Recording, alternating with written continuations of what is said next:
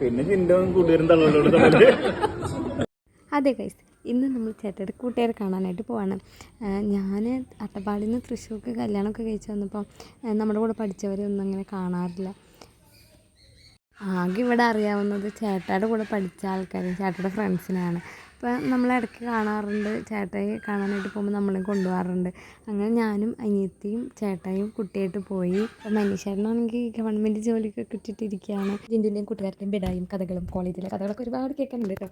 അങ്ങനെ നമ്മളതൊക്കെ കേട്ട് അവർ നമുക്കൊരു സാധനം തന്നിട്ടുണ്ടായിരുന്നു. അതിൽ അലാം അടിക്കുന്നോ എന്തോ ബെല്ലടിക്കുന്നൊക്കെയാണ് പറഞ്ഞത്. അത് കേൾക്കുമ്പോൾ നമ്മൾ ഫുഡ് വാങ്ങിച്ചാൽ മതി. അങ്ങനെ നമ്മളതൊക്കെ ആയിട്ടിരുന്നു. ജാനസാണെങ്കിലും ഭയങ്കര ഹാപ്പിയാണ്. അവൾക്ക് യാത്ര പോകാൻ പുറത്തേക്ക് എനിക്ക് ഭയങ്കര ഇഷ്ടമാണ് കേട്ടോ. അങ്ങനെ നമ്മൾ കുറച്ചധികം സമയം വെയിറ്റ് ചെയ്ത് നമ്മുടെ ഫുഡൊക്കെ വന്നിട്ടുണ്ട്. അങ്ങനെ ഞങ്ങൾ ഫുഡൊക്കെ കഴിച്ചു. എനിക്ക് ബിരിയാണിയേക്കാളും ഇഷ്ടം മന്തിയാണ് കേട്ടോ. അങ്ങനെ ഇടയ്ക്കിടയ്ക്ക് ചേട്ടൻ്റെ പരിപാടിക്ക് മന്തി വാങ്ങിച്ചാണെന്ന് നമ്മൾ മന്തിയൊക്കെ കഴിച്ചു. നമ്മൾ പുറത്തിറങ്ങി ഫുഡൊക്കെ കഴിച്ചു. അപ്പോൾ നമ്മളിന്ന് ഒരു ഔട്ടിങ്ങാണ് പ്ലാൻ ചെയ്തിരുന്നത്. ഫുഡ് കഴിക്കാൻ വേണ്ടി ആയിരുന്നില്ല, നമ്മൾ എവിടെയെങ്കിലും ട്രിപ്പ് പോകുക ആ ഒരു രീതിയിലാണ് വന്നിട്ടുണ്ടായിരുന്നത്. പിന്നെ മഴ എന്തൊക്കെ കാരണങ്ങൾ കൊണ്ട് നമ്മൾ ആലോചിച്ച് പിന്നെയും കുറേ സമയം അവിടെ ഇരുന്നു. നമ്മൾ ചായ കുടിക്കാനായിട്ട് കല്യാൺ ഹൈപ്പർ മാർക്കറ്റിൽ കയറി. അവിടെ കയറി നമുക്ക് കുറച്ച് പർച്ചേസിംഗ് ഒക്കെ ഉണ്ടായിരുന്നു. അങ്ങനെ അതൊക്കെ കഴിഞ്ഞ് നമ്മൾ ചായയൊക്കെ കുടിച്ച് പുരാവസ്തു മ്യൂസിയത്തിലേക്ക് പോയി. അപ്പോൾ അവിടെ തന്നെയാണ് ഒരു ഗ്രൗണ്ട് ഉണ്ട്. അവിടെയാണ് നമ്മളെപ്പോഴും വന്നുകൊണ്ടിരിക്കാറും വണ്ടി വയ്ക്കാറൊക്കെ. പിന്നെ ഇവർ തൃശ്ശൂരാണ് പഠിച്ചതുകൊണ്ട് ഇവർക്ക് ഇവിടെയുള്ള സ്ഥലങ്ങളൊക്കെ അറിയാം. ഇവർ പണ്ട് പഠിക്കുന്ന സമയത്ത് വയനാട്ടിലൊക്കെ വന്ന സ്ഥലങ്ങളൊക്കെയാണ്. അപ്പോൾ നമ്മൾ പുരാവസ്തു മ്യൂസിയത്തിലേക്ക് ഞാനിവിടെ ആദ്യമായിട്ടാണ് തീരാത്ത കഥകളൊക്കെ ഞാനിവിടെ പഠിച്ചിട്ടൊക്കെ എന്തായാലും ഞാൻ ഇവിടേക്ക് ആദ്യമായിട്ടാണ് ഇതിൻ്റെ ഉള്ളിൽ കയറുന്നത്. അങ്ങനെ നമ്മൾ അതിലെല്ലാം ചുറ്റിക്കറങ്ങി കണ്ടു.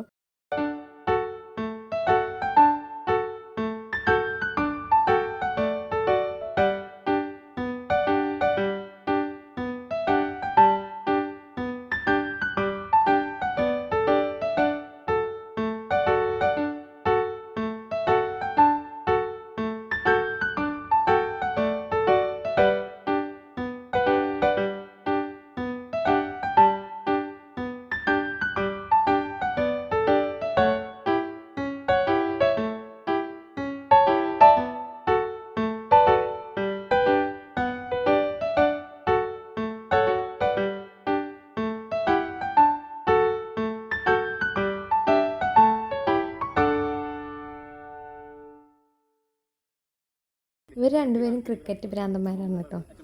അപ്പോൾ ക്രിക്കറ്റിനെ കുറിച്ചുള്ള ടോക്ക് ഇവർ കണ്ടു കഴിഞ്ഞാൽ മസ്റ്റാണ്. കുട്ടിയുടെ കയ്യിലൊക്കെ നിറച്ച് ചെളിയായിട്ടുണ്ടായിരുന്നു അതിലൊക്കെ നടന്നിട്ട്. ഞാൻ ആ ചേട്ടയുടെ നേരത്തെ തേച്ചിട്ട് പോലും ചേട്ടയെ അറിയുന്നില്ല.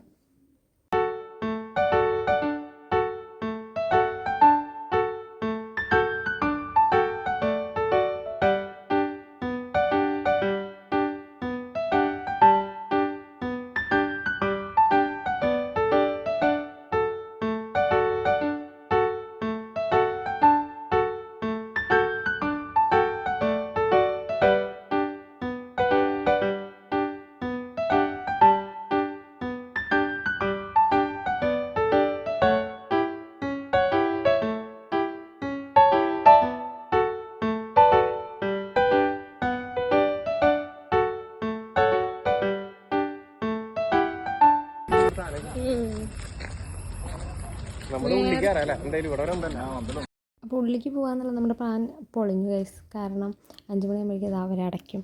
അപ്പോൾ ആരെങ്കിലുമൊക്കെ ഇങ്ങനെ ഇവിടെ പോകുന്നവരുണ്ടെങ്കിൽ 4 മണി സമയത്തൊക്കെ ഈവനിങ് പോകുന്നവരാണ് ആദ്യം അതിനകത്ത് കയറി കാണുക. അതിനുശേഷം പുറത്ത് നിങ്ങൾക്ക് എത്ര നേരം വേണമെങ്കിലും ഇരിക്കാം. അങ്ങനെ നമ്മൾ വീണ്ടും പുറത്ത് വന്നു. ഇവിടെ ഗ്രൗണ്ടിൽ പിള്ളേരൊക്കെ പ്രാക്ടീസൊക്കെ നടത്തുന്നുണ്ട്. അപ്പോൾ ജിൻറ്റുവൊക്കെ പണ്ട് പഠിക്കുന്ന സമയത്ത് ചേട്ടൻ കളിക്കാൻ വേണ്ടി വീട്ടിൽ നിന്ന് ഇവിടെ വരുന്ന കഥയൊക്കെ പറഞ്ഞിട്ടുണ്ട്. അങ്ങനെ നമ്മളിവിടെ വന്നപ്പോൾ കുറേ കാഴ്ചകൾ കാണാൻ പറ്റി.